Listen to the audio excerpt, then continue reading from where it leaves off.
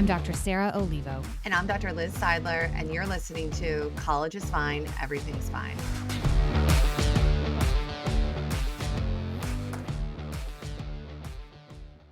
Hi, Sarah. Hi.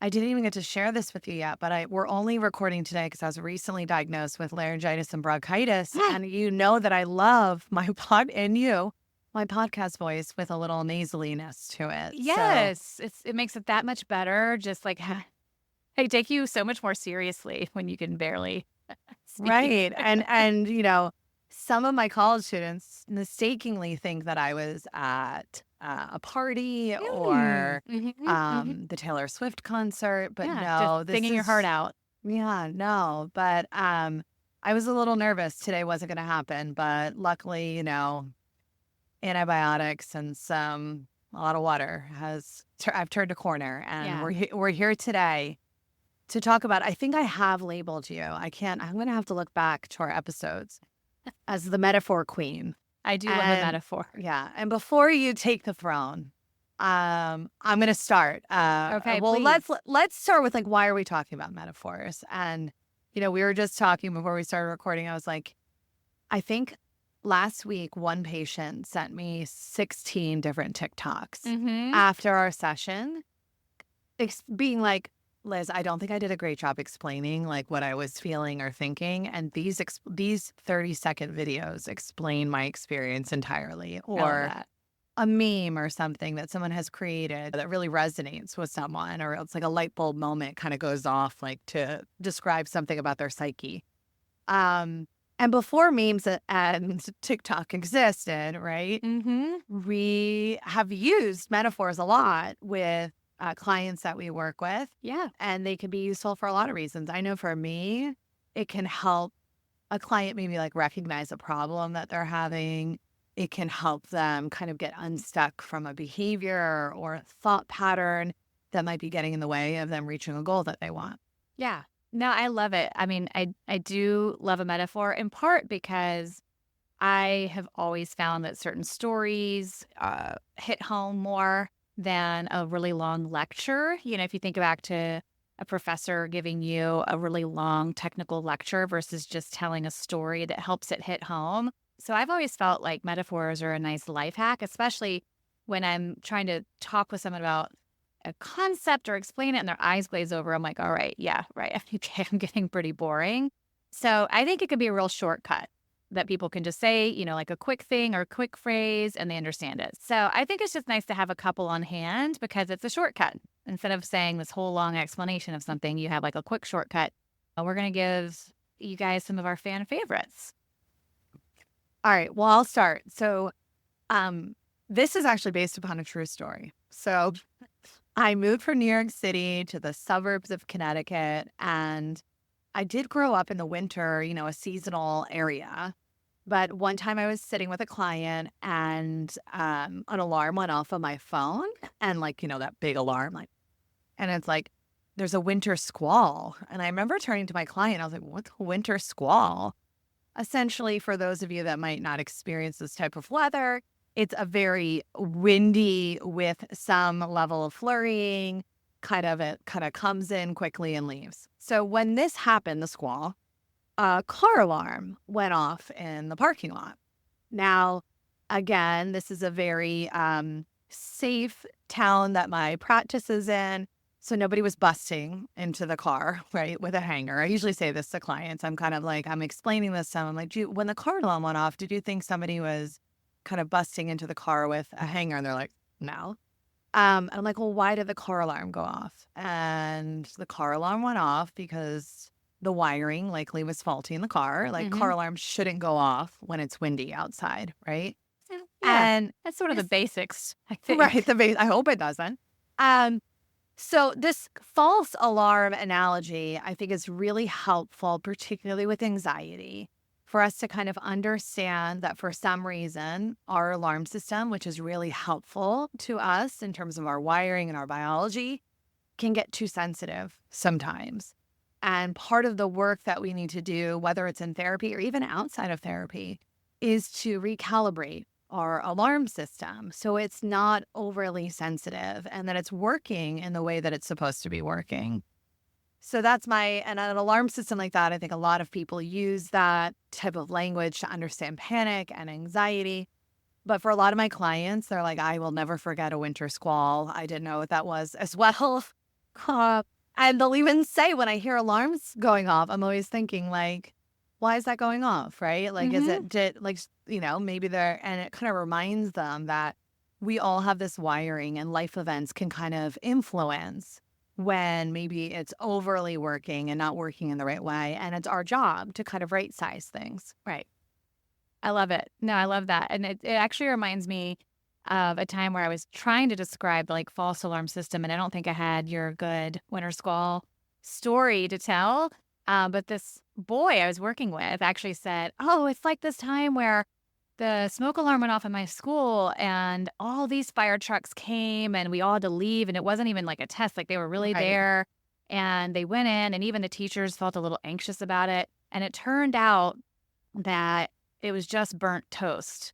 One of the teachers had burnt some toast, and so we started calling his false alarm burnt toast. You Love. know, is this like a real fire? Is it just burnt toast? And so it was a fun little way that we had some language around it. Um, and I'll still think of him whenever I, will burn toast, which, me, it can happen all the time. Um, but so it became kind of a fun way for just us to have that conversation. One of my one of my favorites that I talk about is the tale of the donkey and the stick. So this is a metaphor, but also a little bit of a fable, right? Mhm. And it's this idea of there's a donkey, and his job was to get things from a farm to market. And he worked with this farmer who really needed him to get the farm, to get all his materials from the farm to the market. And, the donkey had to load it up in his baskets on his back, and he had to make the trek. And so this one particular farmer would load him up with all this stuff on his back. And that was fine. The donkey could handle it, not comfortable that he could handle it. But then they had to start this long journey over this rocky road, and the sun was beating down. It was really, really hot, and the ground was really pebbly, so it was hurting his feet. And every single time the donkey would stop to get a little bit of a rest, the farmer would just take a stick and whack him in the rear. All right. So he just kind of whacked him in the ass, and then the donkey would sort of reluctantly keep going. And then, of course, he'd get thirsty and hot, and the load would feel heavy, and his feet would hurt, and the farmer would whack him in the butt again with the stick. And so over time, the donkey does get to market. He he takes off the load, and he eventually gets to where he needs to be. The job is done. But you can imagine how that donkey feels at the end of that journey, even though he's accomplished what he needed to do. He feels deflated and upset and unseen and sad. And so then you think about another option, right? And another type of farmer and a donkey who has the same exact job. So the donkey does Mhm. have to go and take a heavy load on a hot day across a pebbly road to market. But this farmer, instead of hitting him with a stick, will every now and then, if he starts to notice that the donkey is slowing down, he will give him a carrot, right? And then he'll keep going. He'll keep going. Eventually, because the sun is still hot, the road is still rocky, and everything's still heavy, he'll give the donkey a carrot. And as they go through, they eventually get to the place where they needed to be. The journey is done. The donkey is still hot. The load was still heavy. His feet still sore. But this whole time he's been going, he's been nourished with carrots. And that is how he gets there and feels a sense of accomplishment. He feels seen and taken care of. And I talk to a lot of people, and I'll say, well, which one are you to yourself? Are you the stick or are you the carrot? And it becomes a discussion around this idea of should thinking or negative self talk, or the ways that we try to motivate ourselves to get to a place where it is hard, right? It is hard to do that. We can't always just not do the journey. We have to take the test or have the conversation with that friend that we don't want to. But if you're using the stick approach, then you're gonna get to the end of it and feel deflated, and you're gonna have not really validated your experience. if you can give yourself or find yourself like, what is the carrot? What is the thing that can kind of nourish you as you go? Maybe if it's a test, it feels like, all right, I can sort of be proud of the work I've put in. I can give myself some positive self-talk. But it's more of like that value that's leading you can feel nourishing even when things get hard, as opposed to a lot of self-criticism and should thinking. So yeah, so that will be the kind of shortcut I'll say with my students that I'm working with. I'll say like, okay, wait, hold on. What do you think you're doing right now? Are you being the stick or are you being the carrot? And it becomes shorthand for what, they can kind of feel. Once you say it, like you can notice they're just like, oh yeah, I'm totally the stick. No question. I'm using the stick. So yeah. Sarah, I love that. Your donkey talk did remind me that there is a Shrek 4 coming out. I don't know if you're aware of that. No. Thrilled. I mean, Save the date. save the date, guys. It's been like 20 years of Shrek and they're having a revival. And that's definitely my favorite donkey. So, okay. There's so many metaphors about negative thoughts. And I think that maybe you have one. I mean, yours was a little bit about that. And I think that's such a common experience in terms of how do we get rid of negative thoughts? I don't want to be thinking this way. And then we obviously know that thoughts fuel our behaviors, and that can be really challenging. So, there's two ways I like to do this. One, I do like a garden metaphor, even though I'm a terrible gardener, and it's really amazing that I have one plant in my office that's still surviving. FYI, it's called a snake plant, and apparently it's very hard to kill if you're looking for something in your dorm room that doesn't take a lot of tending to. I will say, just to let you know, whenever I go pick Yes. up a plant, I always say, which ones thrive on neglect? Yes. And then they share things like the snake plant. So, Well, a garden that you definitely do want to tend to is the one of the mind. And I oh, think that was a really good. I You know. brought that back. It might be the antibiotics, guys. I don't know. So, the way that I kind of phrase this is that, we have a lot of different types of thoughts that are in our mind. And the ones that we focus on more, right? And in this case, let's say we're watering them more, we're paying more attention to them, we're really deciding how much sunlight they should get. We're just magnifying and focusing on them.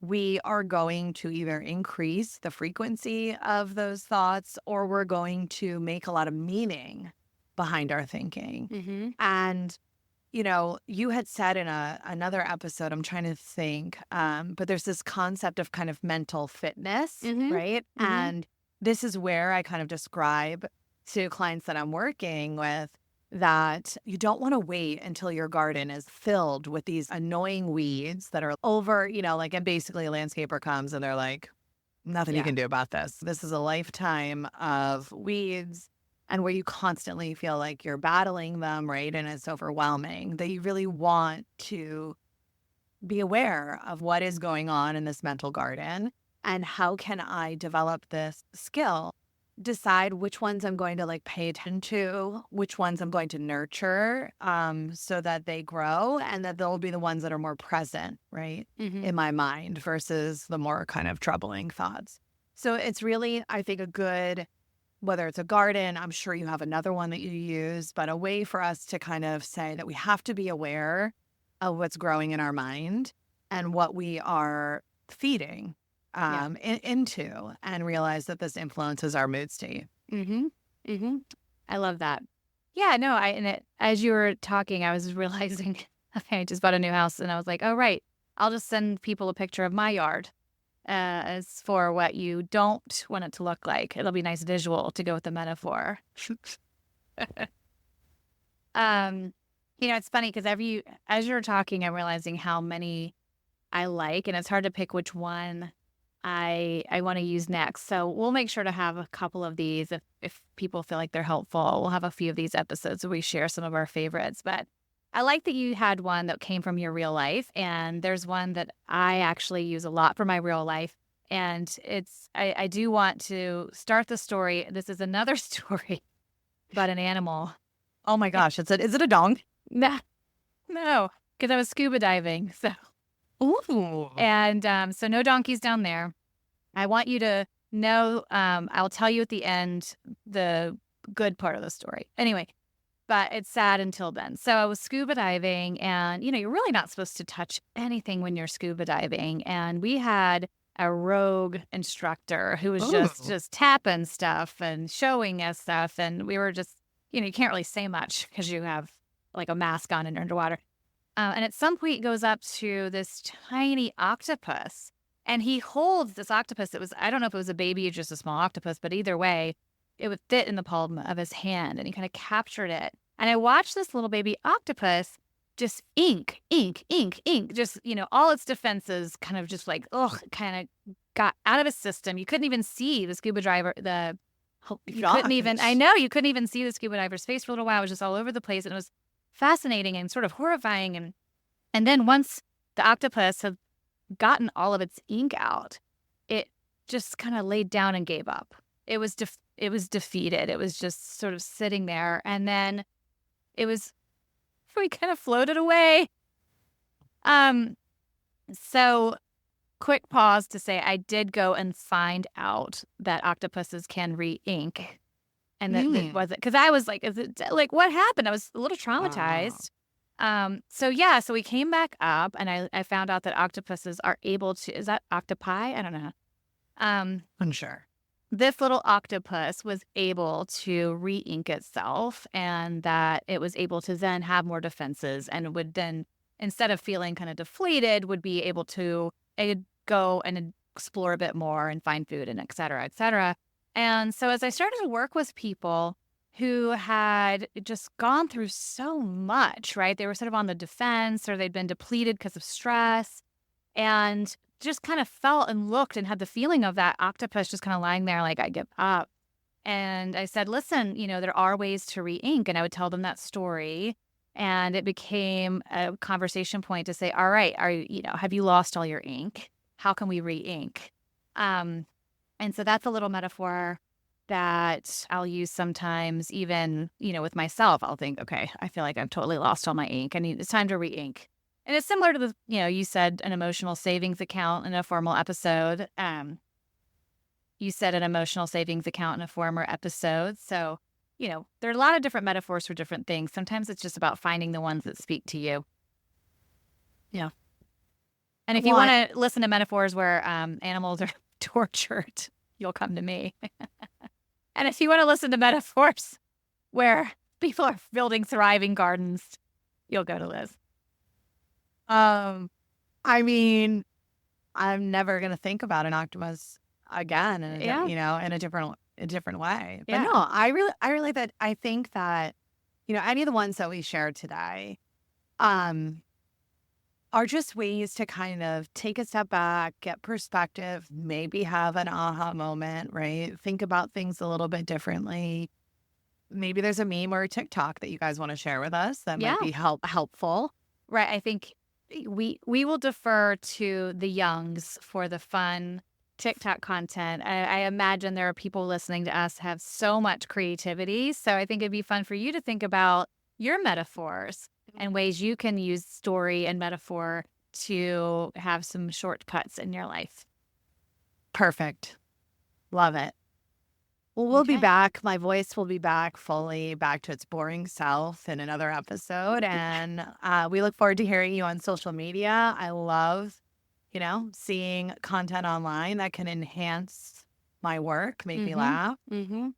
I think it's really cool that they send, this is like a side note, that they send you the TikToks. Yeah. It's I sweet. mean, it's helpful and enjoyable and definitely right. cackle a lot. But all right, Sarah, you go Yeah. Signing off. You go re-ink. get, you go get that, re-ink. you go get that carrot. Tend to that garden. We'll see you next week. Bye. Bye.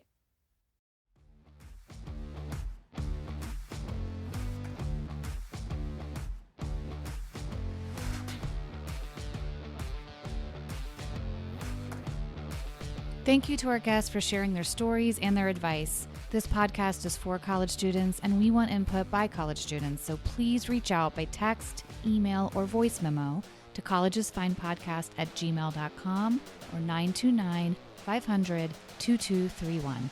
Tell us your story, give us tips on topics you'd like to hear, or give us feedback about an episode. Follow us on TikTok and Instagram at Colleges Fine Podcast for episode announcements and resources. And last but not least, if you enjoyed today's episode, please subscribe to the podcast. Every hit of that plus button helps us keep going.